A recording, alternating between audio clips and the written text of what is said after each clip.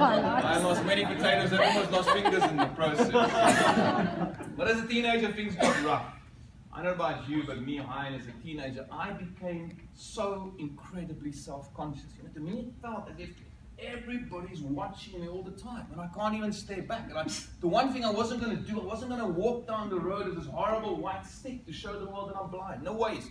I left that thing at home. I walked into trees, fell over pavements, and I was an absolute fool of myself. But deep within me, I felt a hell of a better about me.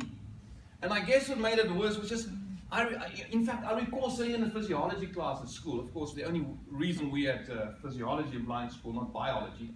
Teachers searched the entire planet, couldn't find a strong enough microscope for the blind. So they said, let's stick to something you should know fairly well at the age of 15, 16. The development of the human body turned out to be a very interesting concept. And I was sitting in the back of the classroom, and I'm just, I remember this particular day, the teachers talking about the functionality of the eye. I'm just dreaming about other stuff that teenagers dream about: bikes, cars, girls, bars, all the good stuff. And I remember that day in the back of the classroom, a thought crossed my mind. And that thought was something along the lines of, how many kids are actually born with LCA? I thought, wow, what a neat idea.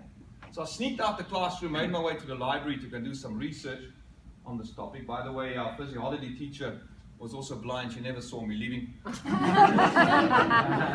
having blind kids. You can easily pull the wool over their eyes. 15 of us in the classroom, 10 would sneak out for a cigarette, and the 5 that stays behind us goes, yes ma'am, yes ma'am, yes ma'am. Made my way to a library. I dusted off a number of Braille books, because believe me, if you try and read a Braille book under the dust, it's a very long story, you never get to the real point. But after some research that morning, I discovered that only one out of 80,000 kids are born with LCA. I had a choice that day.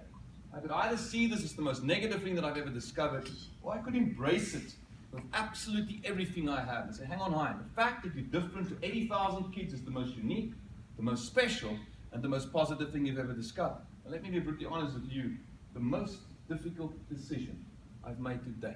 But the one thing that I've learned in life, my friend, if you make a decision based on your gut feeling, that feeling from deep within, do yourself a favor, stick to that decision, because it might just be the best one you've ever made.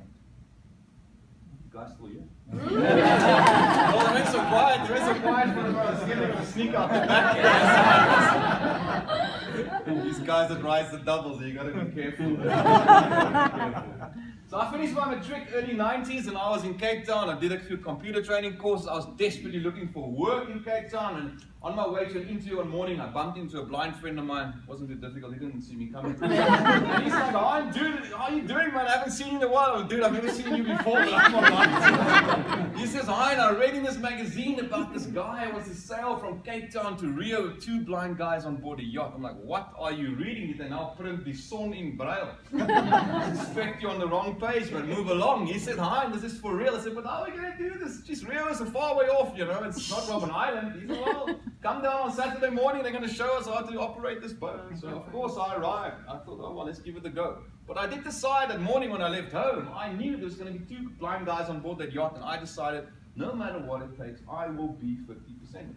So I got there, they got an audio compass, you press a button, tells you the heading of the boat, the GPS talks to us, long latitude. Hey, we're tying some knots and different ropes and all crazy, you get to know the upper deck, and everything's going well. 6 weeks later, I was selected to be part of the team. This is 2 months before the Cape to Rio yacht trip. So our captain came to us and said, "Guys, I'm going to deliver another yacht up to Port Elizabeth. There's enough time. I've got to charter one up. I'll see you guys in 5 weeks. We're going to do the final prep for Rio."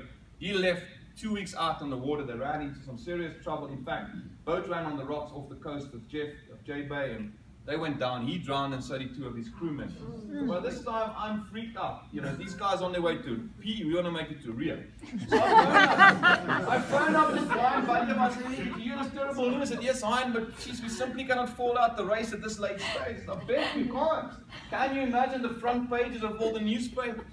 Headline of the Cape Times: "Yacht with blind crew first to port due to a lack of vision." So we decided we will find someone to get on board the yacht with us. This was a couple of weeks before Rio. Would you believe it, for some odd reason, nobody was prepared to get on board the yacht with 2 blind guys. 5 days before we had to leave, the only man that we could eventually convince to get on board the yacht with us happened to be a deaf guy.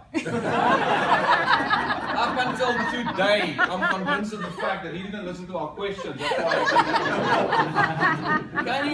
absolute chaos the first couple of days. Open point to some ropes. We would have sit there and stare into space and then alone. So he could